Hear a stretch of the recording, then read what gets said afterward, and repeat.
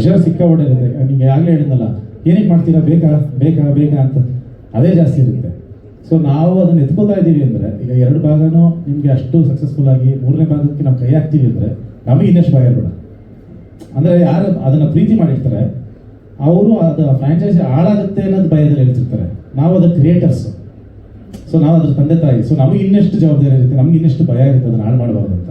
ಖಂಡಿತವಾಗ್ಲೂ ಬಹುಶಃ ಈ ಸಿನಿಮಾ ಆದಮೇಲೆ ಲವ್ ಮಕ್ಕಳು 1 ಚೆನ್ನಾಗಿತ್ತ, 2 ಚೆನ್ನಾಗಿತ್ತ, 3 ಚೆನ್ನಾಗಿತ್ತ ಅಂದರೆ ಸಾಕಷ್ಟು ಜನ 3ನೇ ಅಂತ ಹೇಳೋ ಚಾನ್ಸಸ್ ಜಾಸ್ತಿ ಇದೆ. ಅದಂತ ಹೇಳ್ತೀನಿ.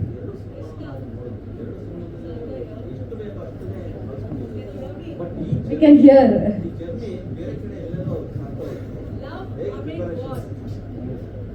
ಮುಗಿಸ್ಕೊಂತೀನಿ ಅನ್ಸುತ್ತೆ. ಇಲ್ಲ ಇಲ್ಲ ಹೇಳ್ತಾ ಕೇಳ್ತಾರೆ.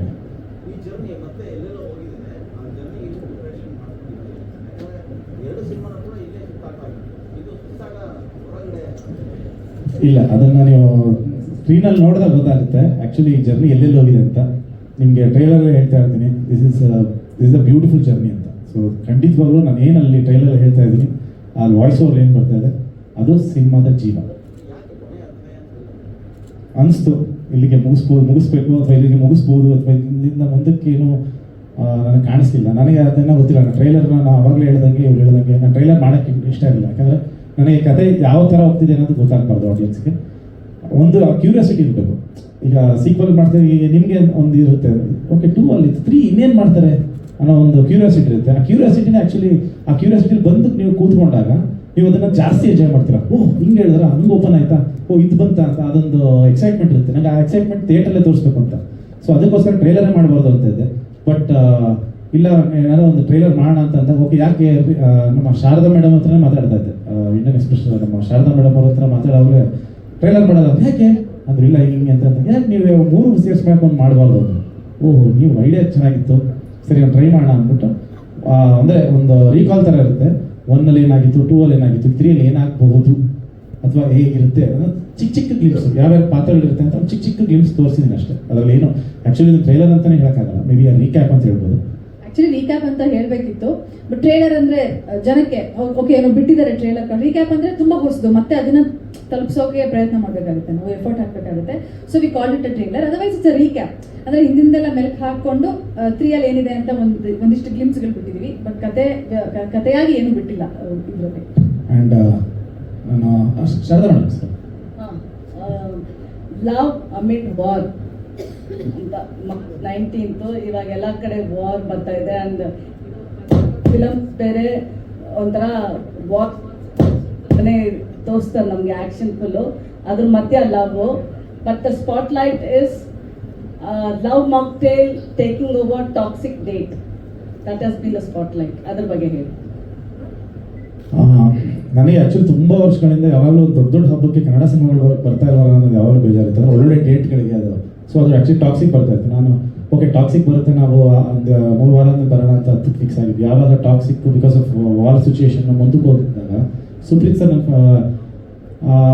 ಅವ್ರ ಡೇಟ್ ಅನೌನ್ಸ್ ಮಾಡೋದಿಲ್ಲ, ಅಂದರೆ ನಾವು June 4th ಬರ್ತೀವಿ ಅಂತ. ಅದ್ರ ಹಿಂದಿನ ದಿನ ನೈಟ್ ಸುಪ್ರೀತ್ ಸರ್ ಸಿನಿಮಾ ನೋಡಿದ್ದು. ಸೊ 10:30 ತನಕ ಫುಲ್ ಎಲ್ಲ ಡಿಸ್ಕಸ್ ಎಲ್ಲ ಮಾಡ್ಕೊಂಡು ಹೊರಟಿದ್ವಿ. ಅವಾಗ ಅವ್ರಿಗೆ ಸಿನಿಮಾ ನೋಡಿದ್ಮೇಲೆ ಕಾನ್ಫಿಡೆನ್ಸ್ ಬಂದಿದ್ದು, ಇಲ್ಲ ಸರ್ ಬರ್ಬೋದು, ಬರೋಣ ಸರ್, ನಾವು ಬರೋಣ, ನಮ್ಮ ಸಿನಿಮಾ ಚೆನ್ನಾಗಿ ನಾವು ಬರೋಣ ಅಂತ.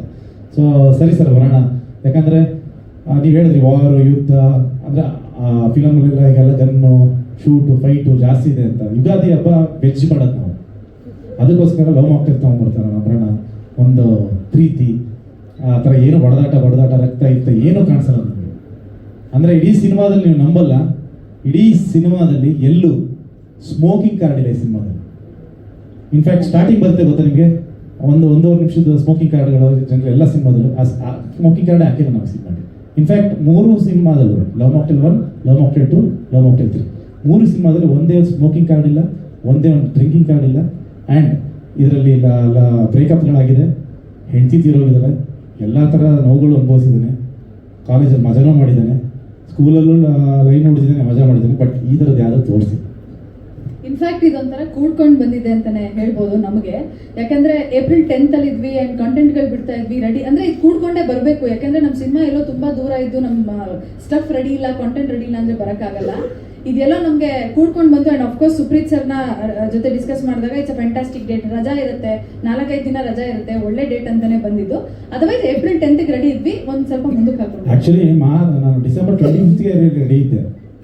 ಅಕಸ್ಮಾತ್ ಏನಾದ್ರು ನಮಗೆ ಅವಾಗ ಮಾರ್ಕ್ ಬರುತ್ತೋ ಬರಲ್ವೋ ಅನ್ನೋದ್ರ ಎಲ್ಲ ಮಾತಾಡ್ತಾ ಇದ್ದಲ್ಲ, ಅಕಸ್ಮಾತ್ ಬರಲಿ ಅಂದ್ರೆ ಆಡೇಟ್ಗೆ ಬಂದ್ಬಿಡೋಣ ಅಂತ ರೆಡಿ ಮಾಡ್ತಾ ಇದ್ದೆ. ಬಟ್ ಯಾವಾಗ ಅವ್ರು ಬಂದರು, ಆಮೇಲೆ ಜಾನ್ವರಿ 23 ಅನ್ಕೊಂಡ್ವಿ, ಅವಾಗ ಲ್ಯಾಂಡ್ ಲಾರ್ಡ್ ಅನೌನ್ಸ್ ಮಾಡಿದ್ರು. ಸೊ ನನಗೇನಂದರೆ ಕನ್ನಡ ಸಿನಿಮಾ ಜೊತೆ ಕ್ಲಾಶ್ ಆಗೋದು ಬೇಡ, ಒಂದು ಸೋಲೋ ಕನ್ನಡ ರಿಲೀಸ್ ಆಗಬೇಕು ಅನ್ನೋದೊಂದು ಪ್ಲ್ಯಾನ್ ಇತ್ತು. ಗುಡ್ ಇನ್ ಒನ್ ವೇ ಏನಂತ